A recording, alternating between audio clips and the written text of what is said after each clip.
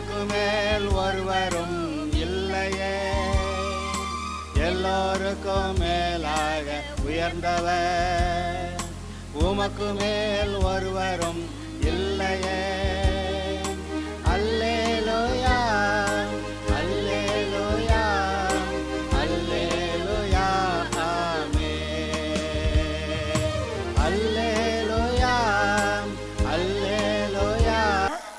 10 வார்த்தையிலாம் வெளிப்படுத்தல, ஒரே வார்த்தை. எப்படி வெளிப்படுத்தினார்? ஸ்திரீயின் வித்தாக, ஸ்திரீயின் வித்தாக அவர் வெளிப்பட்டார். அடுத்தது யாத்திராகமத்தில் எப்படி வெளிப்பட்டார்? பஸ்கா ஆடு, பஸ்கா ஆட்டுக்குட்டியாக வெளிப்பட்டார். லேவியராகமத்தில் எப்படி வெளிப்பட்டார்? பழுதற்ற பலி, பழுதற்ற பலியாக சர்வாங்க தகன பலி, பாவ நிவாரண பலி, குற்ற நிவாரண பலி, சமாதான பலி, போஜன பலி, எல்லா பலியும் அவர்தான். அவர் பழுதற்ற பலி, அப்படி வெளிப்பட்டார். அடுத்து எண்ணாகமத்தில் அவர் எப்படி வெளிப்பட்டார்? உயர்த்தப்பட்ட வெண்கல சர்ப்பமாக, தூக்கி வைக்கப்பட்ட வெண்கல சர்ப்பமாக அவர் வெளிப்பட்டார். அடுத்து உபாகமத்தில் எப்படி அவர் வெளிப்பட்டார்? மோசேயை போன்ற ஒரு தீர்க்கதரிசியாக அவர் வெளிப்பட்டார். 5 நம்ம பார்த்தாச்சு. இன்றைக்கு அடுத்து வருகிற இந்த ஹிஸ்டாரிக்கல் புக்ஸ், சரித்திர புத்தகங்கள் சில இருக்கிறது. அந்த புத்தகத்திலே இயேசு எப்படி வெளிப்பட்டு இருக்கிறார் என்று படிக்க போகிறோம். முதலாவது யோசுவா புத்தகம். யோசுவா மோசேக்கு பிறகு இந்த இஸ்ரவேல் ஜனங்களை வழிநடத்துவதற்காக தேவனால் தெரிந்தெடுக்கப்பட்ட ஒரு மனிதன். அவன் இந்த ஜனங்களை இப்போது உள்ளே கொண்டு போக வேண்டும். வாக்குத்தத்தம் பண்ணப்பட்ட பாலும் தேனும் ஓடுகிற அந்த தேசத்திற்குள்ளே இவர்கள் போக வேண்டும். அவர்கள் வெளியே வந்து, அந்த எரிகோ பட்டணம் தான் முதலில் இருக்கிறது, எரிகோவுக்கு வெளியே நிற்கிறார்கள்.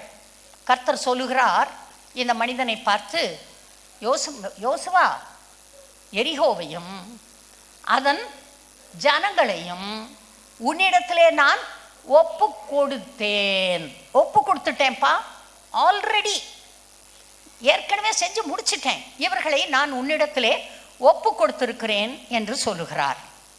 சொல்லி விட்டுட்டு கர்த்தர் சொல்கிறாரு, நீங்கள் எல்லாரும் இந்த எரிகோ பட்டணத்தை சுற்றணும், சுற்றி வரணும். 6 நாள் ஒவ்வொரு தடவை சுற்றணும், 7ஆவது நாள் 7 தடவை சுற்றணும். அதெல்லாம் சுற்றுறதுக்கு முன்னால் ஒரு காரியத்தை கர்த்தர் அவனிடத்திலே பேசுகிறார். என்ன பேசுகிறாரு? நீங்கள் எகிப்து தேசத்தை விட்டு வெளியே வந்தப்போ நீங்கள் எல்லாரும் விருத்த சேதனம் பண்ணப்பட்டிருந்தீர்கள். எல்லா ஆண் மக்களும் விருத்த சேதன உடன்படிக்கைக்கு உட்பட்டிருந்தார்கள். ஆனால் வனாந்தரத்திலே வந்தபோது அந்த பெரியவர்கள் எல்லோரும் செத்து போய்விட்டார்கள். காரணம் அவர்களுடைய அவிசுவாசம், அவர்களுடைய முறுமுறுப்பு, அவர்களுடைய கீழ்ப்படியாத குணம். இந்த காரணங்களினால் அவர்கள் அங்கே மரித்து விட்டார்கள். இப்போது வந்திருக்கிற நீங்கள் எல்லாரும் அந்த நாளிலே 20 வயதிற்கு உட்பட்டவர்களாய் இருந்தவர்கள். நீங்கள் யாரும் இன்னும் விருத்த சேதனம் பண்ணப்படவில்லை. நீங்கள் எல்லாரும் விருத்த சேதனம் பண்ணப்பட வேண்டும் என்று கர்த்தர் சொல்லிவிட்டார். அதே போல யோசுவா கற்கான கத்திகளை உருவாக்கினான். அங்கே அவர்களை 2ஆம் முறை விருத்த சேதனம் பண்ணுகிறான். முதல் முறை பண்ணப்ப எல்லாம் போயிட்டாங்க, அவங்க எல்லாரும். All the older generation gone away. இப்போ நீங்கள் யங்கர் ஜென்ரேஷன், புதிதாக வந்திருக்கிறவர்கள், நீங்கள் யாவரும் விருத்த சேதனம் பண்ணப்பட வேண்டும். இன்றைக்கு நாம் விருத்த சேதனம் பண்ண வேண்டுமா என்று கேட்டால், இன்றைக்கு நாம் நம்முடைய இருதயத்தை விருத்த சேதனம் பண்ண வேண்டும் என்று கர்த்தர் சொல்லியிருக்கிறார். புதிய ஏற்பாட்டு சபையிலே கர்த்தர் சொல்லுவது, மனிதர்களுடைய இருதயத்திலே கொழுப்பு அடைத்து கொண்டு இருக்கிறது. அந்த கொழுப்பு கர்த்தரை விசுவாசிக்க மறுக்கிறது. அந்த கொழுப்பை நீ அறுத்து வெளியே கொட்டணும். கொட்டுட்டு நல்ல இருதயத்தோடு, சாந்தத்தோடு, கீழ்ப்படிதலோடு, மனத்தாழ்மையோடு கர்த்தரிடத்திலே வர வேண்டும். அதே போல இந்த மனிதனும் அவர்களுக்கு சர்க்கம்சீஷன், விருத்த சேதனத்தை செய்து விடுகிறான். விருத்த சேதனம் செய்து முடித்து அங்கே இருக்கும்போது ஒரு சம்பவம் நடக்கிறது. வாசிக்கலாம் 5வது அதிகாரத்தில் 11 பாருங்க. அப்புறம் பஸ்காவை அனுசரிக்கிறார்கள். பஸ்காவை வனாந்தரத்தில் அனுசரிக்கலை, இப்போ உள்ளே போகிறான். அதனால் பஸ்காவையும் அனுசரிக்க சொல்லுகிறார். அதே போல் பஸ்காவை அனுசரிக்கிறார்கள். பஸ்காவில் என்ன சாப்பிடணும்? சுடப்பட்ட மாம்சம், புளிப்பில்லாத அப்பம். அந்த புளிப்பில்லாத அப்பம் செய்யறதுக்கு அவங்களுக்கு புது தானியம் வேண்டும். அந்த தேசத்தில் இருக்க தானியத்தை வாங்குறான், வாங்கி எல்லாரும் அப்பம் செய்கிறான். அந்த தேசத்து தானியத்தை சாப்பிட்ட மறுநாள் மன்னா பெய்வது நின்று விட்டது. கர்த்தர் சொல்லிட்டாரு, பாலும் தேனும் ஓடுகிற தேசத்திற்கு கொண்டு வந்து விட்டேன். இது மாதுளம்பழங்களும் மத்திப்பழங்களும் திராட்சை பழங்களும் நிறைந்த தேசம். நீங்கள் அந்த ஊரில் போய் கிரேப்ஸ் திராட்சை பழம் வாங்கி சாப்பிட்டு பாருங்க. ஒரு பழம் ஒரு எலும்பிச்சம்பழம் சைஸு ஒரு திராட்சை பழம். அந்த கொத்து இருக்குதே, ஒரு குத்தை தூக்க முடியாது. அதை 2 பேர் சேர்ந்து ஒரு கட்டையில் கட்டி அப்படியே தோளில் வச்சு தூக்கிட்டு வந்தாங்கன்னு நம்ம வாசிக்கிறோம். அப்பேற்பட்ட பாலும் தேனும் பழங்களும் காய்களும் தானியங்களும் தண்ணீரும் புல்லும் ஆடுகளும் மாடுகளும் ஒட்டகங்களும் நிறைந்த ஒரு செழிப்பான தேசத்திற்கு கர்த்தர் கொண்டு போய்விட்டார். சொல்லுங்க, செழிப்பு. கர்த்தருடைய சித்தம். அவர் அதை எனக்கு கொடுப்பார். ஏனென்றால் நான் அவருக்கு பிரியமாக வாழ்கிறேன். கர்த்தர் சொல்றாரு, சரி நீங்க இப்ப இதெல்லாம் புசிச்சிட்டீங்க, வானத்திலிருந்து உங்களுக்கு மன்னா பெய்கிறது நின்று போச்சு. இந்த தேசத்துக்குள்ள நீங்க போகணும். போறதுக்கு முன்னால் ஒரு சம்பவம் நடக்குது பாருங்க. 12வது வசனம் வாசிக்கலாம். அவர்கள் தேசத்தின் தானியத்திலே புசித்த மறுநாளிலே மன்னா பெய்யாமல் ஒழிந்தது. அது முதல் இஸ்ரவேல் புத்திரருக்கு மன்னா இல்லாமல் போய் அவர்கள் கானான் தேசத்து பலனை அந்த வருஷத்தில் தானே புசித்தார்கள். பின்னும் யோசுவா எரிகோவின் வெளியிலிருந்து தன் கண்களை ஏறெடுத்து பார்க்கும்போது இதோ ஒருவர் அவனுக்கு எதிராய் நின்றார். உருவின பட்டயம் அவர் கையில் இருந்தது. யோசுவா அவரிடத்தில் போய், நீர் எங்களை சேர்ந்தவரோ எங்கள் சத்துருக்களை சேர்ந்தவரோ என்று கேட்டான். அதற்கு அவர், அல்ல, நான் கர்த்தருடைய சேனையின் அதிபதியாய் இப்பொழுது வந்தேன் என்றார். அப்பொழுது யோசுவா தரையிலே முகங்குப்புற விழுந்து பணிந்து கொண்டு அவரை நோக்கி, என் ஆண்டவர் தமது அடியனுக்கு சொல்லுகிறது என்ன என்று கேட்டான். அப்பொழுது கர்த்தருடைய சேனையின் அதிபதி யோசுவாவை நோக்கி, உன் கால்களில் இருக்கிற பாதரட்சைகளை கழற்றி போடு, நீ நிற்கிற இடம் பரிசுத்தமானது என்றார். யோசுவா அப்படியே செய்தான். அங்க இயேசு கிறிஸ்து இறங்கி வருகிறார். அவனுக்கு முன்னே நிற்கிறார். அவன் எரிகோவுக்கு முன்பாக 2 லட்சம் ஜனங்களையும் கூட்டிக் கொண்டு வந்து நின்று கொண்டு இருக்கிறான். அவனுக்கு பயமாக இருக்கும். அடைக்கப்பட்ட பட்டணம், பெரிய மதில் சூழ்ந்த பட்டணம். இவர்களை எப்படி நாம் தாக்க போகிறோம், எப்படி ஜெயிக்க போகிறோம் என்ற ஒரு பயம் சின்ன மனம் கொண்ட இந்த யோசுவாவுக்குள்ளே இருந்தது. அங்கே கர்த்தர் தன்னுடைய குமாரனாகிய இயேசுவை நேரடியாக கீழே இறக்கி விட்டார். அவர் எப்படி வந்து நிற்கிறாரு? உருவிய பட்டணம். உனக்கு பதிலாக யுத்தம் பண்ணுவதற்கு உன் ஆண்டவர் மேலே இருந்து கீழே இறங்கி வந்திருக்கிறார். ஹல்லேலூயா. நீ மூடத்தனமா எதையாவது பேசி உன் வாழ்க்கையை நீயே கெடுத்துக்காத. நீ கண்டதையும் பேசுறதுனால உன்னுடைய வாழ்க்கையை நீ நாசமாக்கி கொள்வாய். சரியா பேசு. கர்த்தர் என்ன பேச சொன்னாரோ அதை பேசு.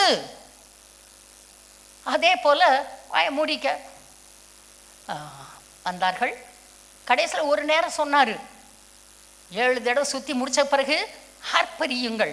ஆமாம், இவன் சத்தம் போடுறதுனால ஒரு கோட்டை இடிஞ்சிருமாக்கும். யோசித்து பாருங்க.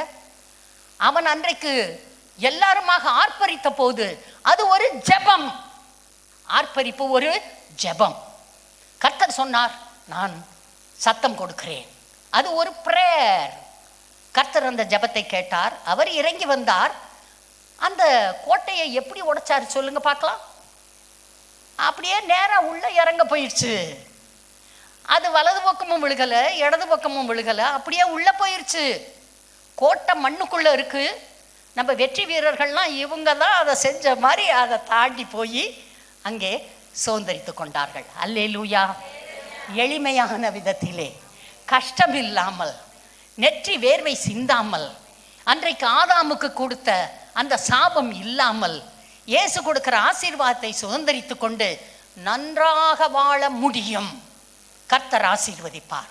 ஹல்லேலூயா.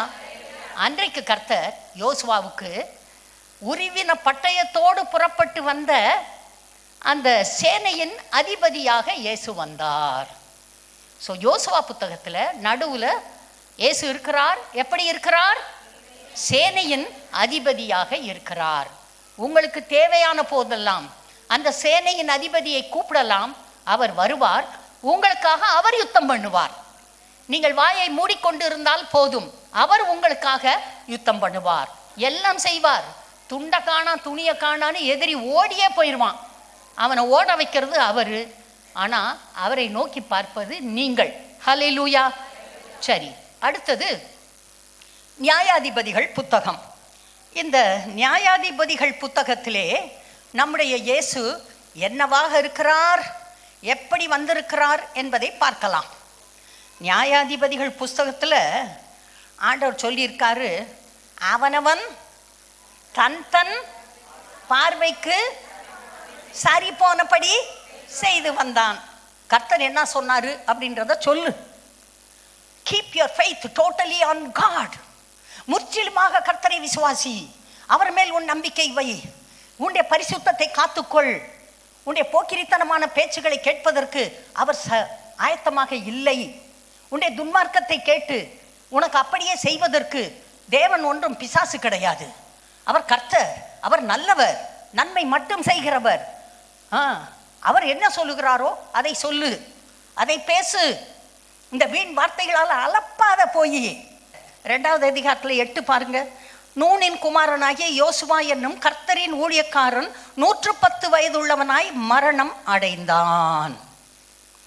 கர்த்தரையும் அவர் இஸ்ரவேலுக்காக செய்த கிரியையையும் அறியாத வேறொரு சந்ததி அவர்களுக்கு பின் எழும்பிற்று.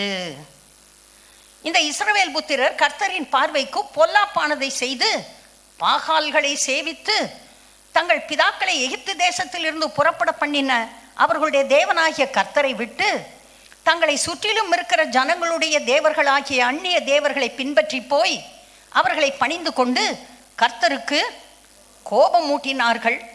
கர்த்தரை விட்டு பாகாலையும் அஸ்தரோத்தையும் சேவித்தார்கள்.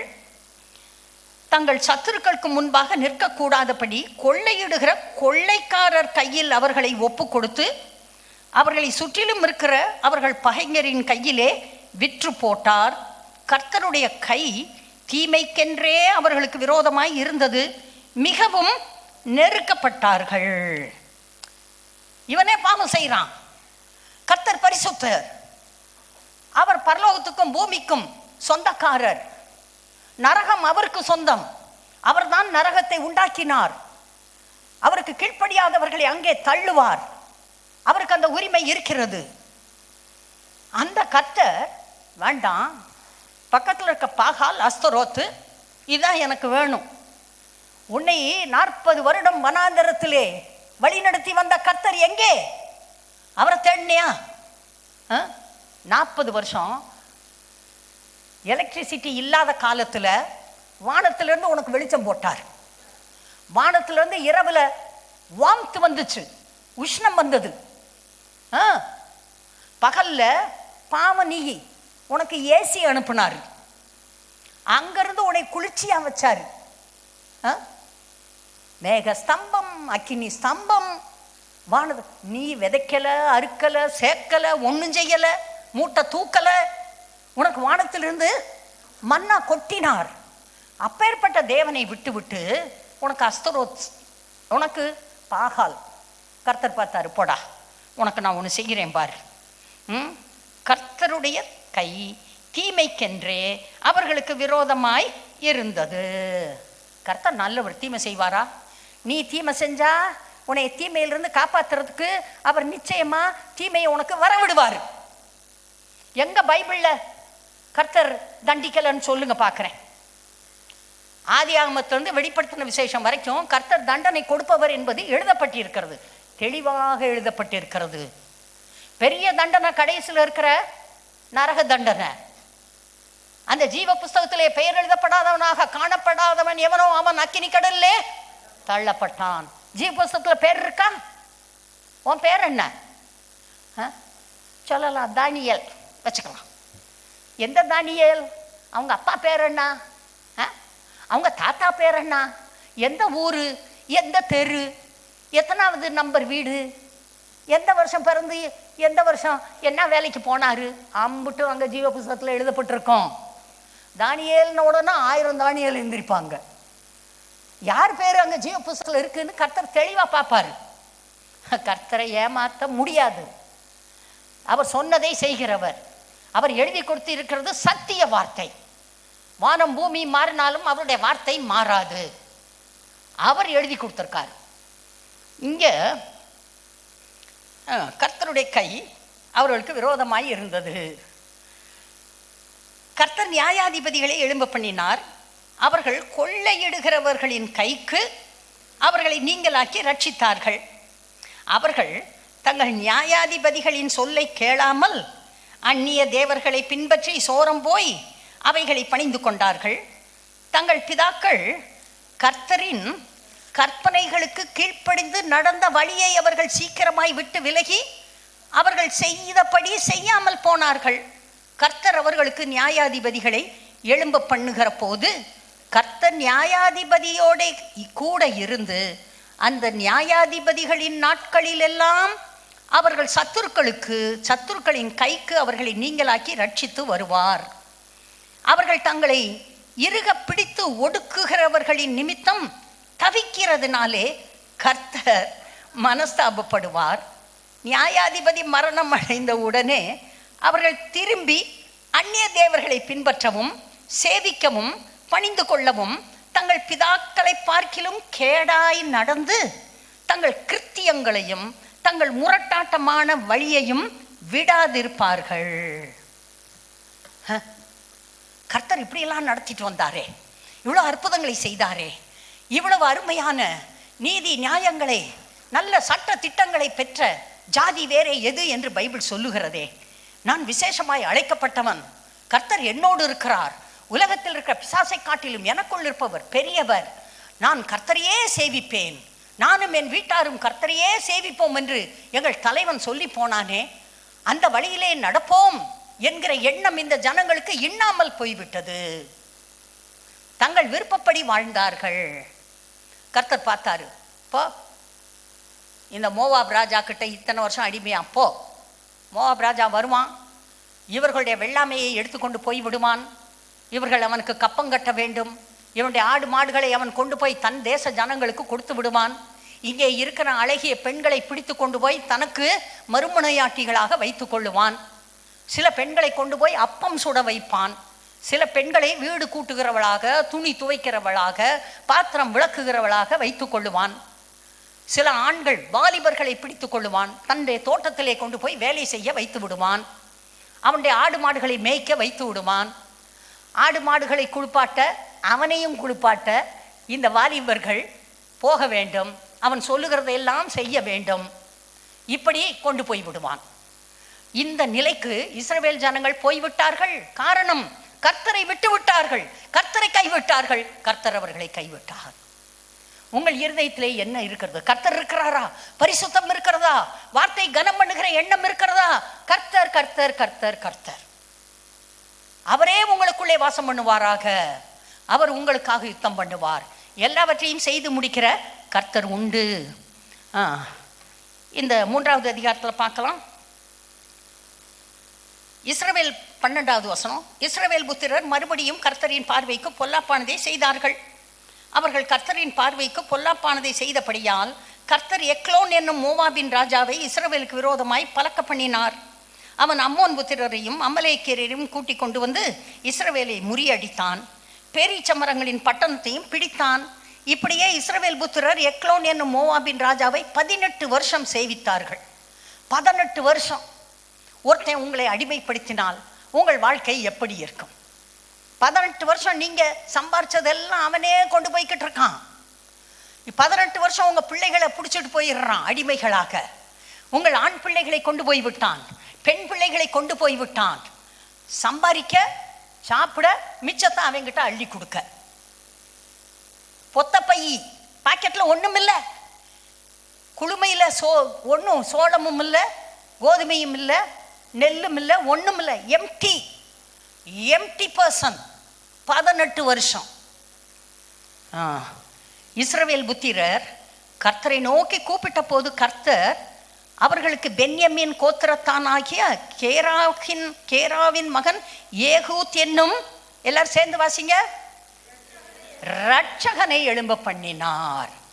ரட்சகர், இயேசு ரட்சகர், உங்களுடைய எதிரிகளிடமிருந்து காப்பாற்றுகிற ரட்சகர். நியாயாதிபதிகள் புத்தகத்திலே வருகிற எல்லா ரட்சகர்களும் இயேசு கிறிஸ்துவுக்கு ஒப்புமை. இயேசு கிறிஸ்து நியாயாதிபதிகள் புத்தகத்திலே தன்னை ரட்சகராக, ரட்சிப்பவராக, பொல்லாத மனிதர்களிடமிருந்து காப்பாற்றுபவராக, இழப்பிலிருந்து காப்பாற்றுபவராக, பட்டினியிலிருந்து காப்பாற்றுபவராக, பரிதாபமான நிலையிலிருந்து காப்பாற்றுகிறவராக, ரட்சகராக அவர் நியாயாதிபதிகள் புத்தகத்திலே வெளிப்பட்டு இருக்கிறார். இயேசு யார்? ரட்சகர். எல்லாரும் சொல்லலாம், இயேசு ரட்சகர். இந்த நியாயாதிபதிகள் புத்தகத்தில் இயேசு ரட்சகராக இருக்கிறார். இன்னும் ஒண்ணே சொல்லிட்டு இன்னைக்கு முடிக்கலாம்.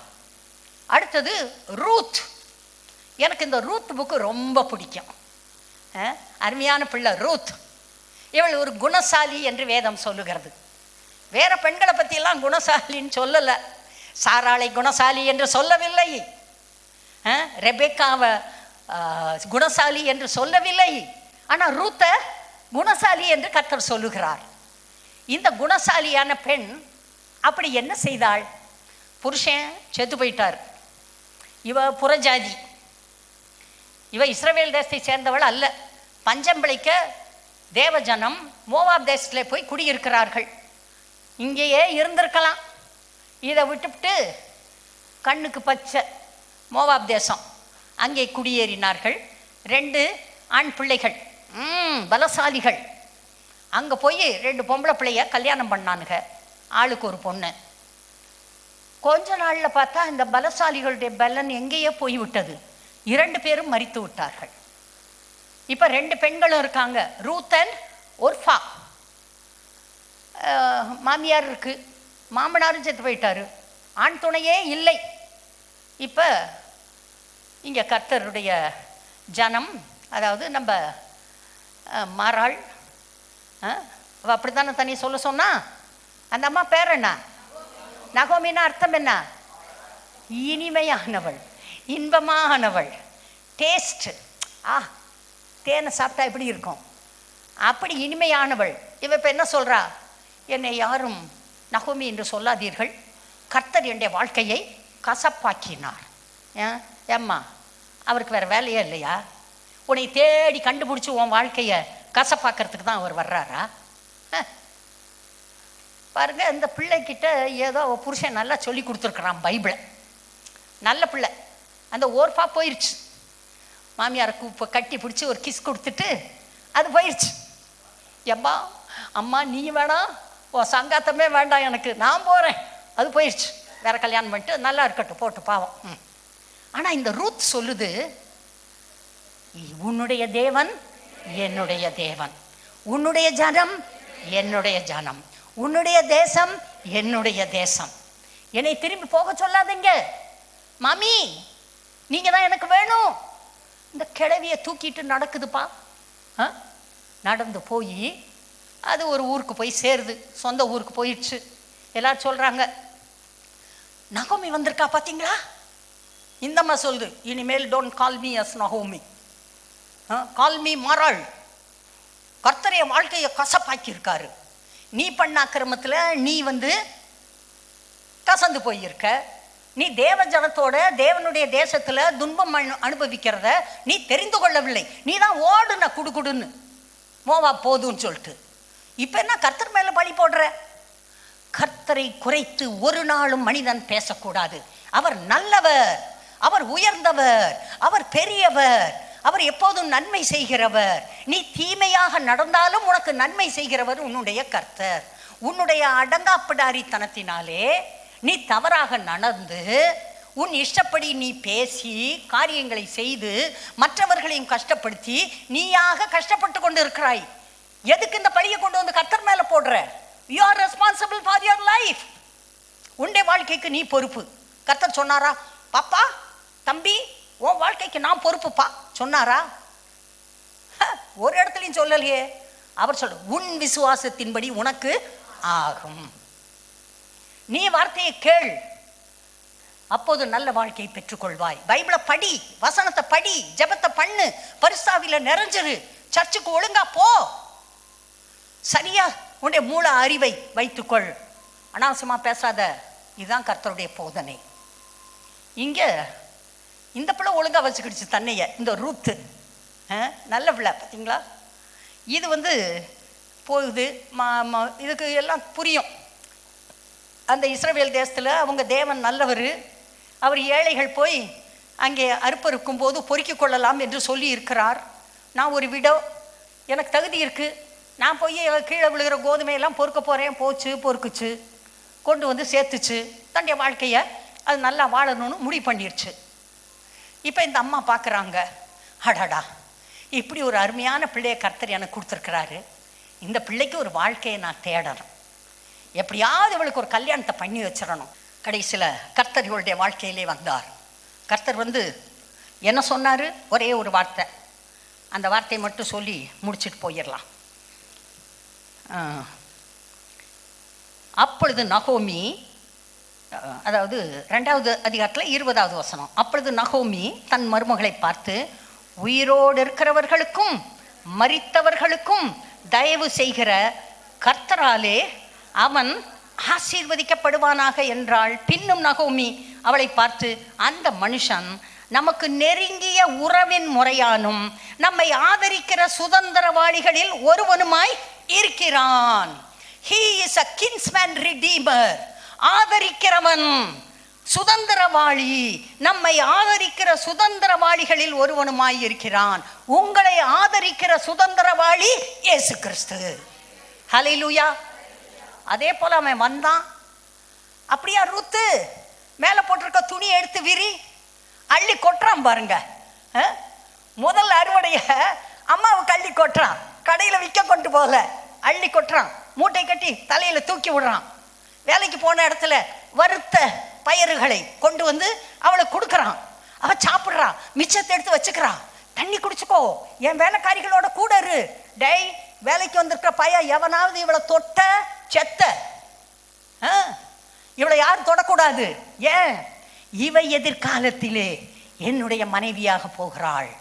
ஆண்டவராய் இயேசு கிறிஸ்து மணவாட்டி சபை. அல்லேலூயா. உங்களை தொடுகிறவன் குற்றவாளியாவான், கர்த்தர் கொன்னுருவார். நீங்கள் பாதுகாப்பிலே இருப்பீர்கள்.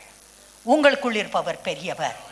இவர் கின்ஸ்மேன் ரிடீமராக, ஆதரிக்கிற சுதந்திரவாளியாக இந்த ரூத் புத்தகத்திலே இயேசு உட்கார்ந்திருக்கிறார். அல்லேலூயா. என்ன வேணாலும் போய் இந்த ஆதரிக்கிற சுதந்திரவாளி கிட்ட கேளுங்க, சந்தோஷமா கொடுப்பாரு. மூட்டை கட்டி தலை மேல தூக்கி வைப்பாரு, நல்ல வறுத்த பயிரை கொடுப்பாரு, தண்ணியை கொடுப்பாரு, எல்லாத்தையும் கொடுப்பாரு, இல்லாததை கேட்டாலும் உருவாக்கி கொடுப்பார். Hallelujah. Okay, God bless you.